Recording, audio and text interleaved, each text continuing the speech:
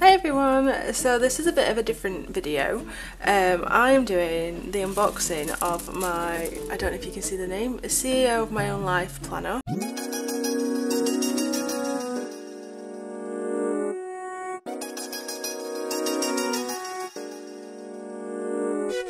So this is by a company called Ella Iconic. I had their planner last year and I decided I wanted to get one for this year, and as part of my Vlogmas I thought why not put this in as part of my this is what I'm planning for 2021. Sorry if my hands are all over the place. I'm stood at a bit of a weird angle. I've never actually had to do a video like this, but this is the planner.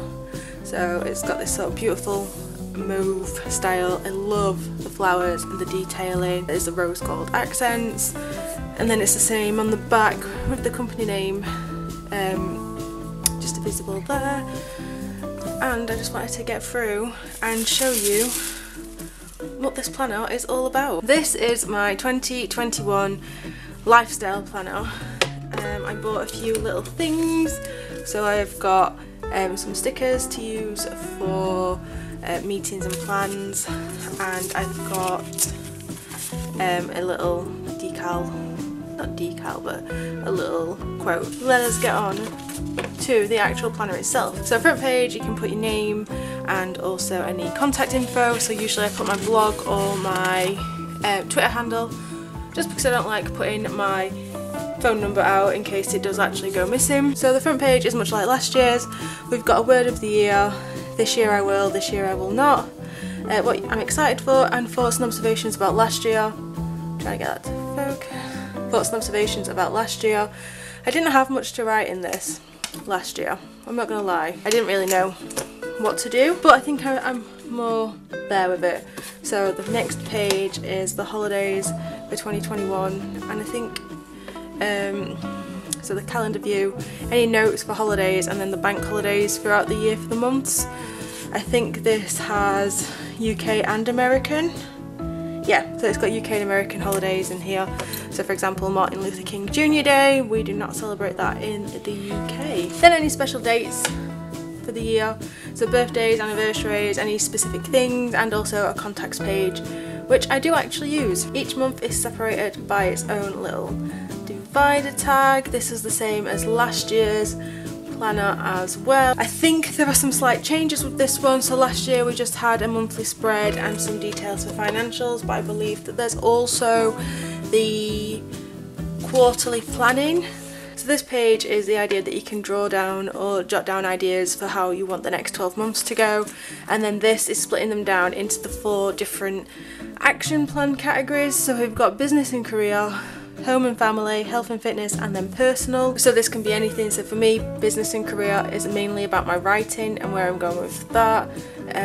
Home and family, just anything in general. So I really want to move house at some point in the future, so that's where that goes. So like house saving funds to buy a house or money to get rent somewhere else. Health and fitness for me, this is all about my running, and personal is just like personal reading goals and things. In business and career I have also added my YouTube. What's new in this planner is these progress trackers. So we've got space to put categories and what they are and how well we're progressing with them throughout the month.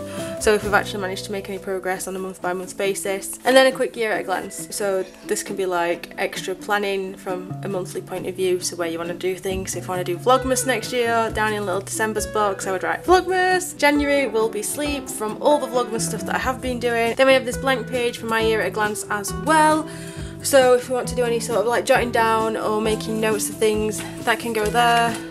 There's a page for travel, so a world map. Things that you want to take, so any particular things. So for me, things like my camera, power bank, books to read, my Kindle, anything like that where I think it might be needed for my journey, anything that's like dire. And then this is where I'll put things of where I want to go. So I think in my one for this year, because of the entire pandemic, it was places like just around the UK, but I've not even been able to do that. This is a new spread, so we've got a quote here of "You can never get a cup of tea large enough or a book long enough to suit me" by C.S. Lewis, which sounds absolutely perfect and apt. especially for this channel. Then we've got a list of books that we can read, so like where you put the title and author and if you've actually read them or not. At the moment I do this by just putting everything onto an Amazon wish list, so having a space where I can actually write down these notes as well is a great place. And again, we've got like just a dotted graph underneath the quote, so I can draw some pictures if I want.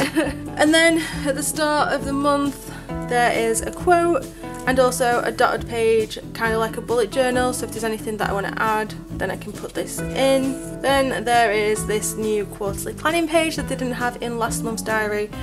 So we've got the first quarter plans split between the 4 action points. We've got plans for the individual months, so how are you going to achieve it and move it through, and then just a full bullet journal style dotted page to actually put those notes down. I'm actually really looking forward to this because I'm hoping in 2021 to finally get a book published. Oh, I'm so excited and nervous. I don't know if I'm going to be able to do it. It's probably going to be at the end of the year because I need to get editing and cover design, but this will be the perfect thing for me.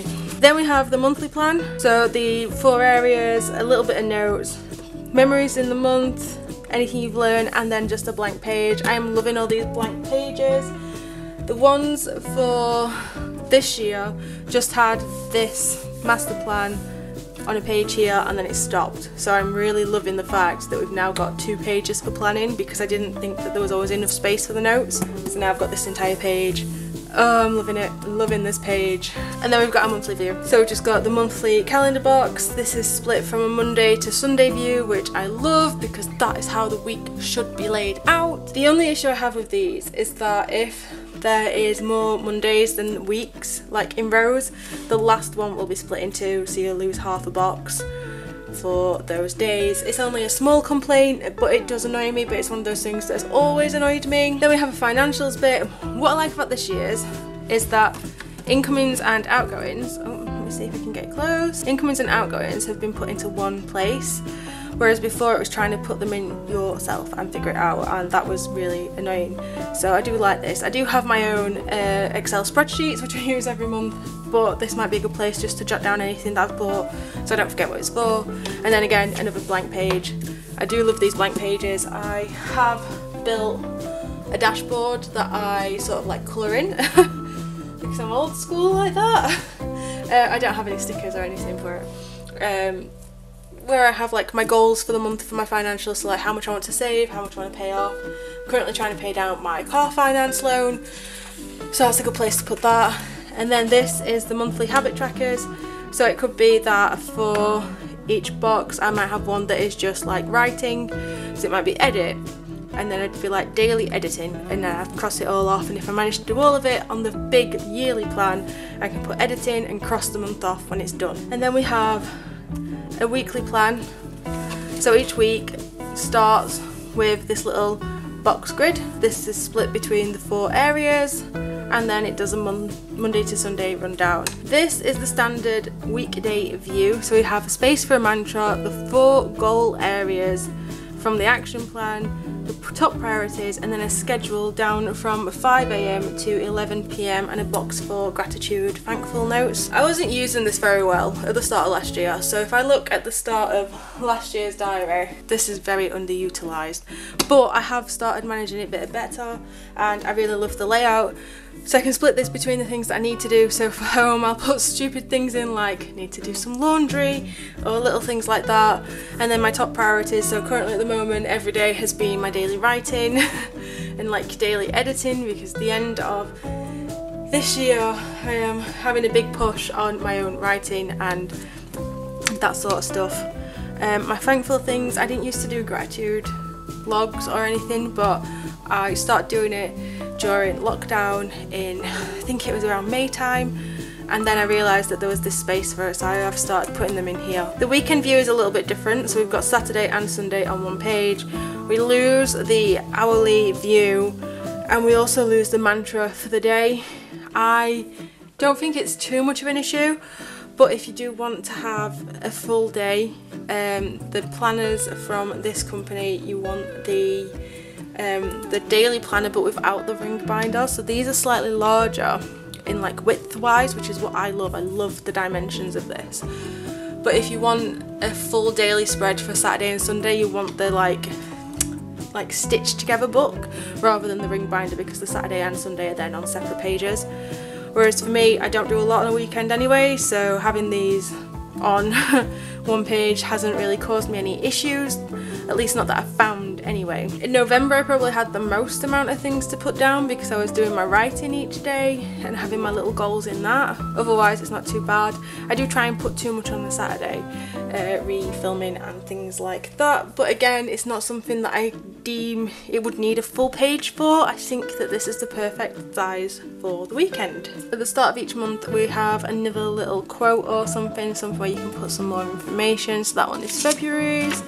Then we go through the same bits that we already have, and then so for March we've got two pages, and this is about letting it go, so sort of like the spring cleaning element, things that you can get rid of or anything that's not working or any energy that's holding you back, just writing it down and trying to get it out of your life and your space. So if you go to the tab, it takes you to the master plan for each. So for April we've got some affirmations for each area, another full page, and then again it moves on to the quarterly planning. I believe at the end of this one there's a final review. Let's have a look. I think for the 2020 version there is like a quick look down or breakthrough of the end of the year. It's not in too much detail, I think it's like a page or something.